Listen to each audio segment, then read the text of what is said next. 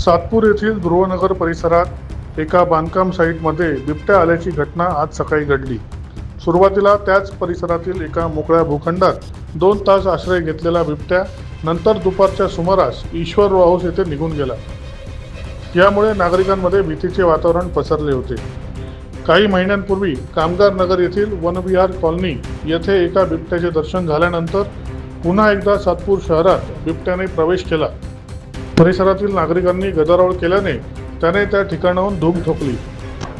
बिबट्याचा हा मुक्त संचार सीसीटीव्ही कॅमेऱ्यात कैद झाला आहे।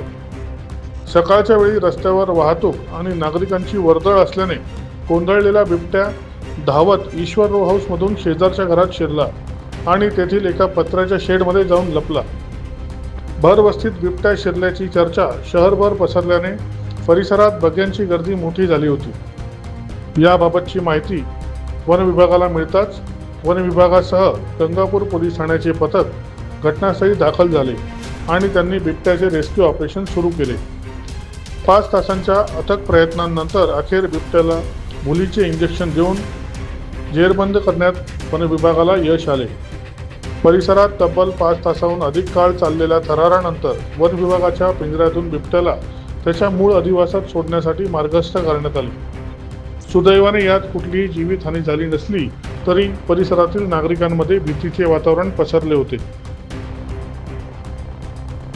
दैनिक भ्रमरसाठी प्रतिनिधी मंगेश एरंडे, सातपूर।